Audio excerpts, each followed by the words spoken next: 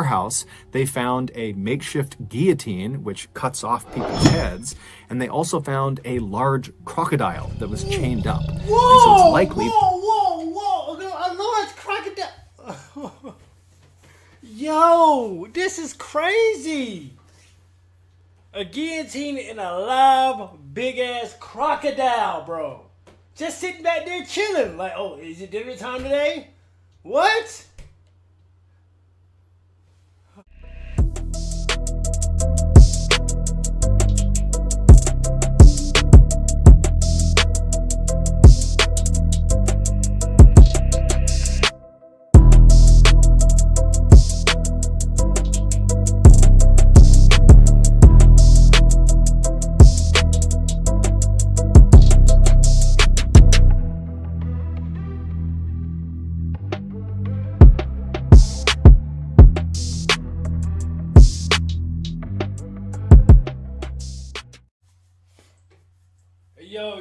Yo, shouts out to Mr.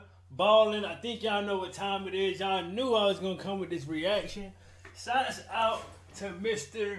Ballen for giving us this content, man. Like he dropped one for us, and I'm pretty sure it's about to be a banger, because he normally don't drop nothing but bangers, you feel me? But today we about to be checking out, I'm like, inside a Nigerian death.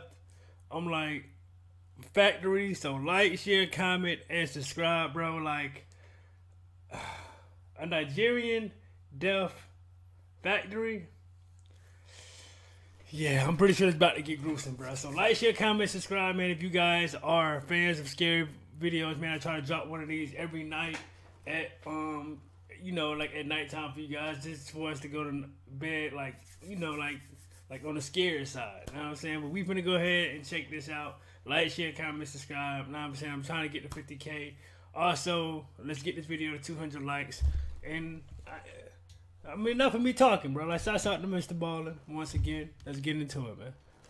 In 2014, a group of young men discovered an abandoned-looking warehouse surrounded by barbed wire in the middle of a Nigerian forest. Today's story is about the absolute horror they found inside of that building. Today's episode is going to be extremely upsetting, extremely graphic.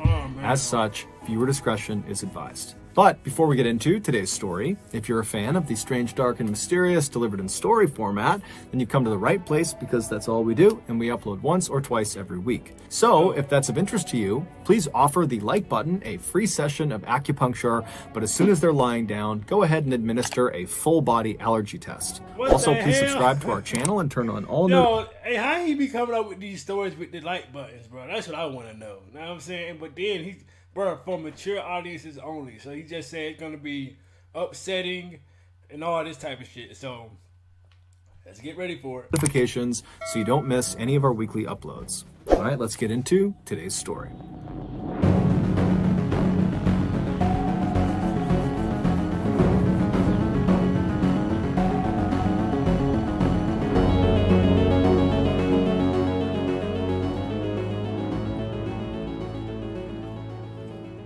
In Nigeria, motorcycle taxi drivers are called Okadas, and in Ibadan, which is one of Nigeria's biggest cities, home to 3.5 million people, there are a lot of... In one city, boy, 300 and something million people in one city?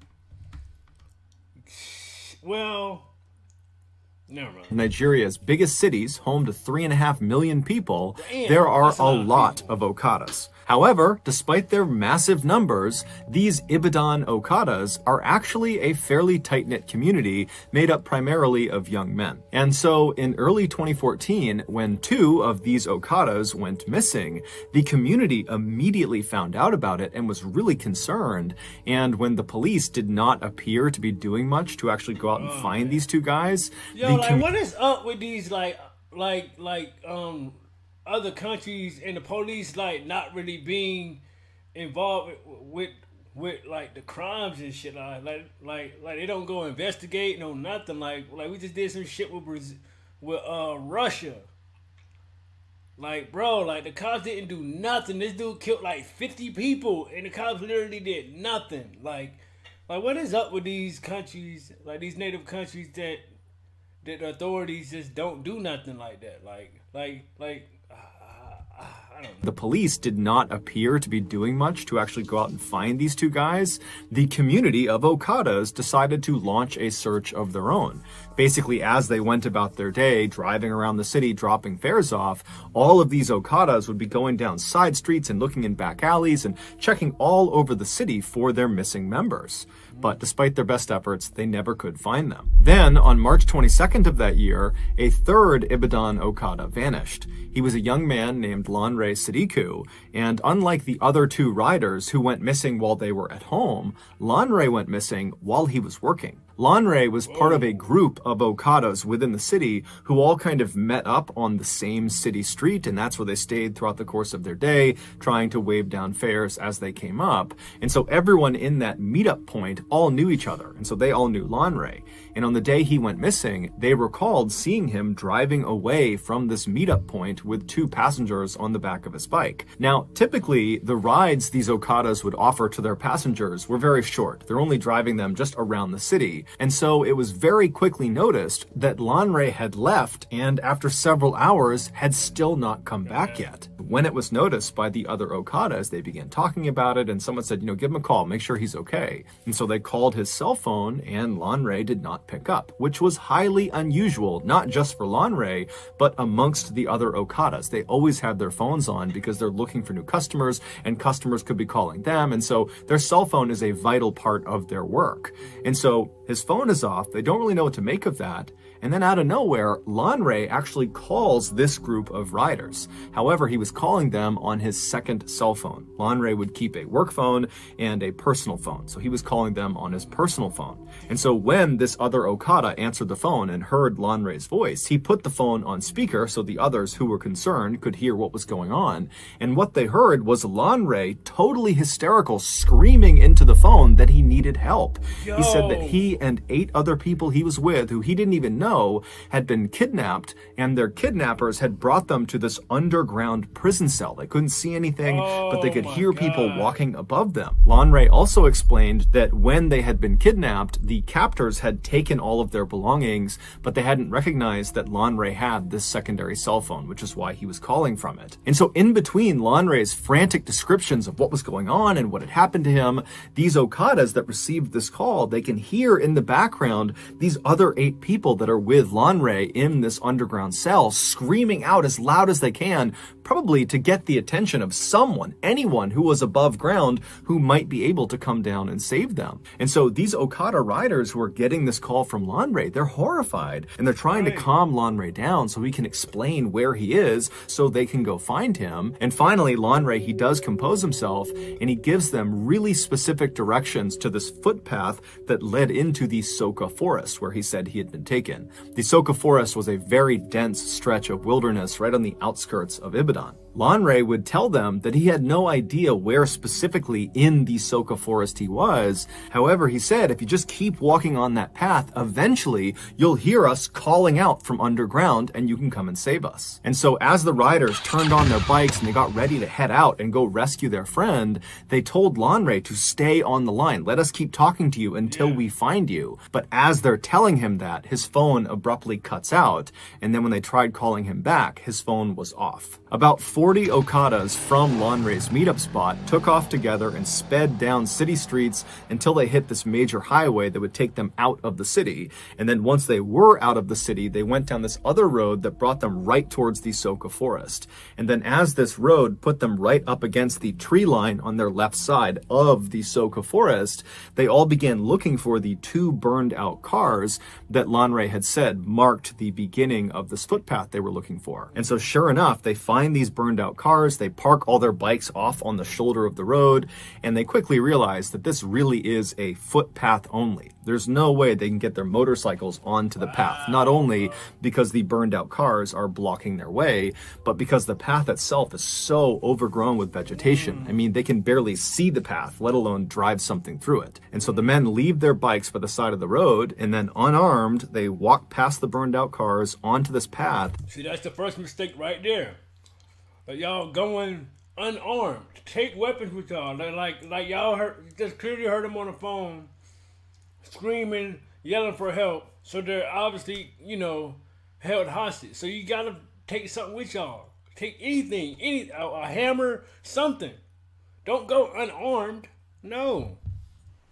For the side of the road, and then unarmed, they walked past the burned out cars onto this path, and then because it was so narrow, they had to walk more or less in a single file line into the Soka forest. And so as these men are basically marching into the woods, they're not making any sound, because again, they're trying to listen for the sound of their friend and the other people that have been taken captive somewhere underground. And so they're silently marching through this forest when all of a sudden the guy at the front of the line thinks he hears something way up ahead. And so he holds his hand up to stop the line, and they all stop and they're trying to listen. And then all of a sudden, about 50 feet ahead of them through the trees, this man they didn't recognize suddenly jumped out from behind a tree. He yelled something at them, and then he raised his gun and began firing in their direction. The 40 Okadas immediately turn around and just sprint back down the path, right back out to the road. They hop on their bikes and they peel back out towards the city.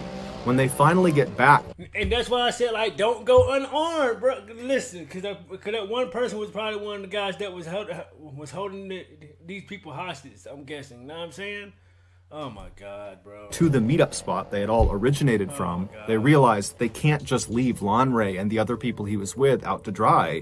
They have to go back and rescue them. They considered calling the police, but given the lackluster response to the other two missing Okadas, they realized they probably would have a higher chance of saving their friend and the others if they just went themselves. And so the 40 Okadas rounded up another 60 from other neighboring meetup spots, and this huge posse of over 100 men all hopped on their bikes and headed back towards that footpath that led into the forest. You're like, this is the real biker gang right here, by the way, bro. This is crazy. Like, the Bikers Island, I want to say, bro. They got over 100 people, bro. Like, what?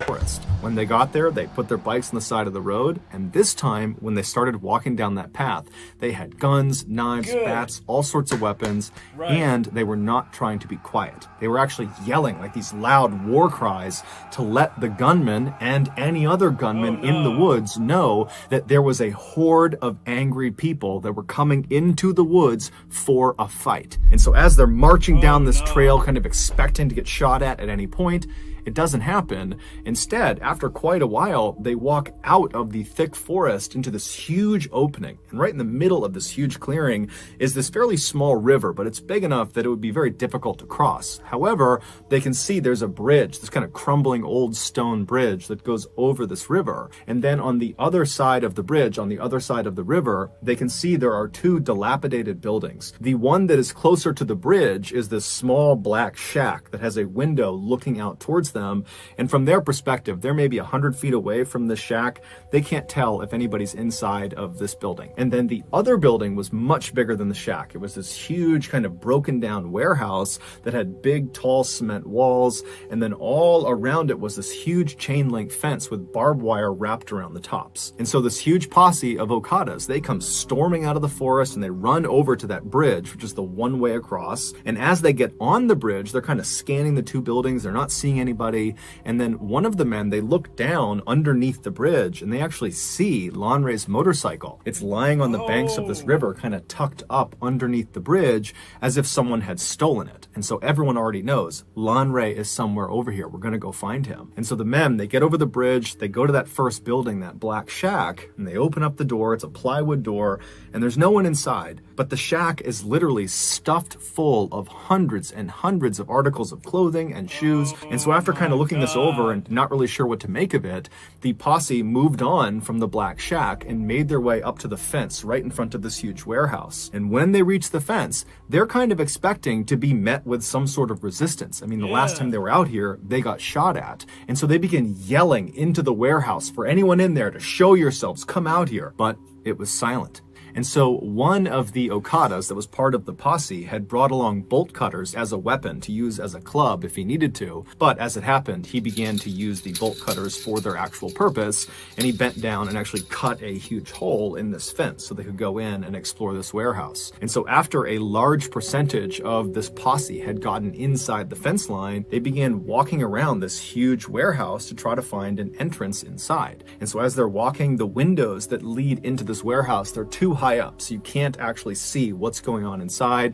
It's silent. There's a pretty bad smell, but they don't really know what to make of this. They walk around the structure, and when they get to the very back, they find an entrance. All it is this big rusted piece of tin metal, like sheet metal, that's propped up against a gap in the walls of the warehouse. And so one of the Okadas grabs this piece of metal and he pushes it out of the way. And then as soon as he did that, a few other Okadas quickly stepped through the threshold into the warehouse, preparing themselves to have to fight potentially if there are gunmen or anybody else inside that might want to do them harm. But as soon as they see what is inside of this warehouse, they immediately lower their weapons and just stare in abject horror. According to the locals who lived actually in the forest relatively near where this warehouse was, they said there was actually another way to get to this particular area, to get to the warehouse. There was another path that was very rough, but it was big enough for one vehicle that came in from the other direction. Now, the locals said they didn't use this path at all. They didn't even know where it originated from. But they said for the last 10 years or more, they have seen one vehicle use this road all the time to get to the warehouse. What? And it was this. Wait. So for 10 years, just one vehicle go up and down this road? Just one vehicle, and don't nobody know nothing about this road? I don't know about that one. One vehicle used this road all the time to get to the warehouse. And it was this black Jeep with black tinted out windows. And they said it would typically show up most nights of the week around 8 p.m. And they said it would just go down the road. It would make its way over to the warehouse area. And then around 9:30 p.m., they would hear or see the black Jeep leaving. Now, none of the locals knew who was driving this Jeep, although they knew it was a man. That was really all they knew. And they had no idea what this man did when he got over near the warehouse. However, for the last 10 years, every time this guy was over near the warehouse from 8 to 9:30 at night, they would typically hear screams coming from that part of the woods. So, oh man, so listen, oh my God. For 10 years though, like he's pretty much been torturing people, bro. Like if people been hearing screams, then why, like no one has been going to investigate? If everyone sees this car leaving every weekend, like through this, like it's the only car. Like, and nobody want to go investigate and see what the hell is going on? It's crazy, man. House from 8 to 9:30 at and night, they would typically hear screams coming from that part of the woods, coming from the warehouse. And when the locals brought their concerns to police, the police just kind of blew it off and didn't do anything about it, and actually told the people, nah, don't worry about it. And so, over the years, the locals... Nah, don't worry about it. Like, what kind of, like... Oh, my God, dog. This pisses me off, bruh. Like, how hard is it to just go... I don't know. Thing about it, and actually told the people, nah, don't worry about it. And so, over the years, the locals had kind of just accepted that this man in his black Jeep and the screams coming from this warehouse were just a part of life. And so no one even reported it anymore. Had the police followed... Wait, a part of life? Sitting here what? That's the most dumb... Man, bro. A part of life. Were just a part of life.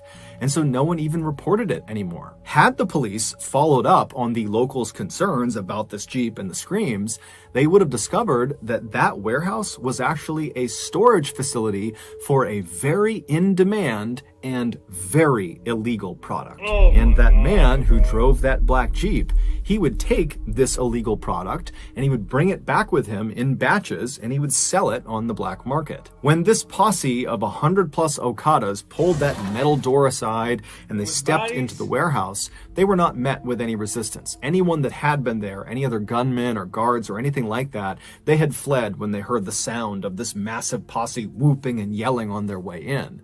And so as these Okadas are standing inside of the structure surveying what's in front of them, the first thing they noticed is right in the middle of the structure on the ground is this cement slab. It's about 4 feet by 4 feet, and one corner of this slab was elevated slightly by some rocks that had been placed under it, kind of propping it up, pitching it on an angle. And then just off of the side of the lowest point of the slab was this wooden bowl that had dark stains inside of it that was positioned in such a way that if you put water on the slab, the water would drain off of that corner directly into this bowl. Basically, it was there to catch any runoff from whatever was happening on this slab. Around this cement slab, all over the dirt floor, were bones, some with meat on them. And then beyond the bones and beyond the slab, all around the perimeter of the inside of this building were extremely malnourished, catatonic people chained up to the walls. These people were the highly in-demand, highly illegal product. More specifically, their body parts were the product. In Nigeria, like they sitting here, oh my God, they probably like dismantling them, like, you know, just cutting off their body limbs and selling them, and just like, all this, oh my God, all this could have got avoided if the police would have just did their fucking jobs and went and go investigate it. They would have saved lives. Oh man, bro, this is crazy. Product. More specifically, their body parts were the product. In Nigeria, a stunning number of people believe that certain magic potions and charms will grant you wealth and success, and in some cases, infinite life. But the catch is, the herbalists who will perform the magical rituals and give these potions and charms to people that pay for them, they often require human body parts for them to work. And so human body part factories, like this warehouse in Soka Forest, were established in order to meet the high demand of people that needed these parts. And so the way it's believed it worked at the Soka Forest warehouse was the man in the black Jeep. He would get orders from people that wanted specific body parts for their magical potions and charms and whatever else they needed. Yo, wait, this is like, yo, this is crazy, bro. Like, what? They want certain body parts off of people. What? People that wanted specific body parts for their magical potions and charms and whatever else they needed, and he would make a list of those parts, and then at 8 p.m. he would show up at the warehouse and he would communicate with the people that worked at that warehouse, and they would determine out of all the captives they had who had the parts they needed, and then after figuring out which captives were going to be used. Bro, they treating this shit like an auto zone, like oh, well, you need this part here, okay, well, I get, no, well, you don't need that part, well, I have this part.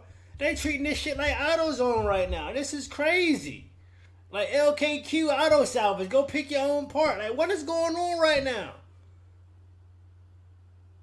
This is crazy, bro. Who had the parts they needed, and then after figuring out which captives were going to be used that night, they would go into the main section of the warehouse, and one by one, they would unchain these people, they would drag them to the center of the room, and in full view of all the other captives, they would put them on the slab, known as the slaughtering slab, and they would hack off the required body parts, and would bag them up, put them in coolers, and then oh my God, bro. This is torture, bro. Can you just imagine the people that's sitting there watching? Oh my God. Wow. Wow. Captives, they would put them on the slab, known as the slaughtering slab, and they would hack off the required body parts, and would bag them up, put them in coolers, and then the man with the black Jeep, he would take those parts and he would leave, and then the person who's just been butchered, if they were still alive and might have a chance of surviving, they'd just be brought back to the wall and chained up again.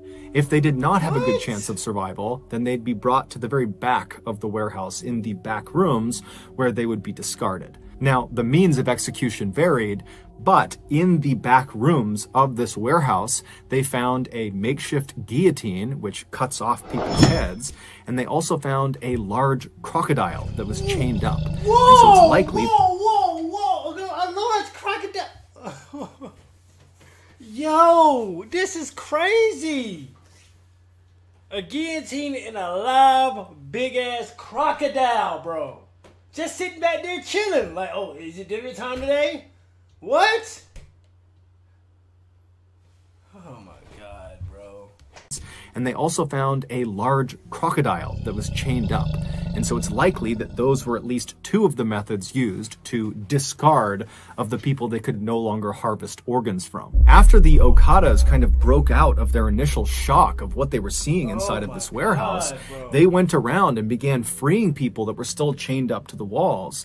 And in total, there were 23 people that were still barely alive, still inside of this warehouse, but none of them were Lanre Sadiku. And then after checking all of the dead bodies and body parts that were inside of the warehouse, and then also right outside, where there were a number of shallow mass graves, they couldn't find Lanre amongst them either. And so this huge posse began looking all over the property for an entrance to this underground prison that Lanre had described being in. But they couldn't find it, and so eventually this posse made their way back over to the survivors who were being tended to by locals that had come over, and they asked the survivors, you know, are you aware of any underground prison cells somewhere around here where other people were being held? But the survivors either didn't know or just were unable to speak anymore. And so later that day, when the police did come out, because word got out about this huge find out in this forest, the posse went to the police and begged them to please begin digging up this entire property. We need to find the entrance to this underground prison cell. Lanre and 8 others, and who knows how many others beyond them, are trapped underground in these cells, and we got to get to them. But the police just kind of refused and immediately just demolished the warehouse. And then after kind of cordoning off. I just don't get these cops, bro. Like in these native countries, I just don't get them, bro. Like we clearly have victims here that's literally been tortured, like barely alive, and we're telling y'all just do what y'all gotta do to try to get to the other people, and y'all just blowing them off like what? I do not get that, bro. I'm sorry, y'all. Like I just don't, bro. And refused and immediately just demolished the warehouse. And then after kind of cordoning off that area for a couple of days, the police basically just left and stopped caring about it altogether. And so the Okadas once again came together as a community and would spend the next several weeks going back out to this forest and just manually began digging up all over this entire property in hopes of finding their friend and the rest of these people that were trapped underground. But they never did. And so we don't know what happened to Lanre and the other people who were trapped in that underground cell. We don't know what happened to the other 2 Okada riders who went missing right before Lanre did, although it's generally assumed they most likely were kidnapped as well and probably met a similar fate. We also have no idea how many people were butchered inside of the Soka Forest warehouse. However, given the massive amount of clothing and shoes inside of that black shack, it's believed the total number of victims is easily in the hundreds. No one has ever— crazy, man. And all this could have got avoided if the cops would have just went and just... I'm not gonna keep saying it, man. It's believed the total number of victims is easily in the hundreds. No one has ever been officially held accountable for the atrocities that took place in the Soka Forest. However, a couple of days after the warehouse was discovered by the Okada posse, the posse was back digging, looking for Lanre, when they discovered there was this man who was there, who was kind of walking around, acting suspicious, and so the posse confronted him, and it would turn out this guy had several human tongues in his pockets, along with dozens and dozens. No, wait. Why do you have human tongues just in your pocket? Like they not Laffy like airheads, my guy. They not Laffy Tappies. Like, what are you doing?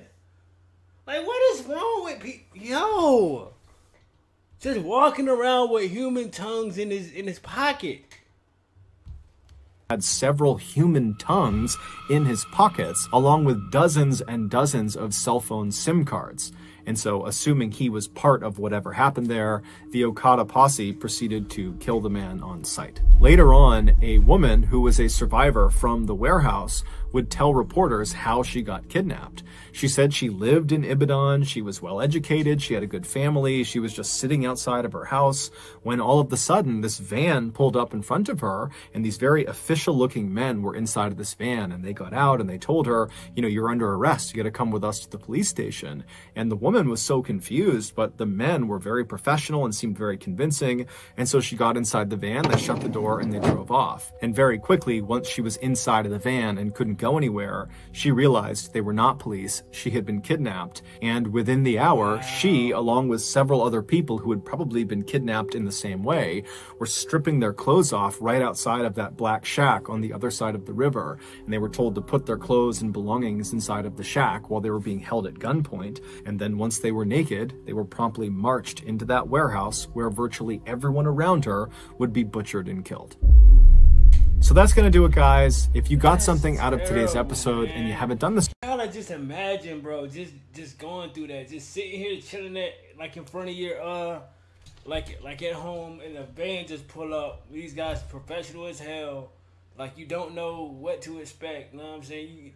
You think they're officers because you really don't know. And oh man, and then you end up just witnessing hundreds and hundreds of people just get butchered, and that's terrible, man. That is terrible, man. But shouts out to Mr. Ballen, man. Like, R.I.P. to everyone who lost their life, man. I just wish the police systems, like in these countries, man, would just do better, man. Cause this is crazy. Cause they could have stopped a lot of people from getting killed if they would have just listened. Like, that's all you gotta do is just listen and just follow up on what people say. If multiple people come to you and say the same thing, I don't see what's I don't know, bro. I don't know, man. Tell me how you guys feel about this, man. Let me know down in the comment section, bro. Like, how do you guys feel about this, man? And just wow. I don't even know what to say, man. Make sure you guys are tuned in tomorrow when I drop another one for you guys, gang. And SRT gang, I am out this thing, man. Oh my gosh.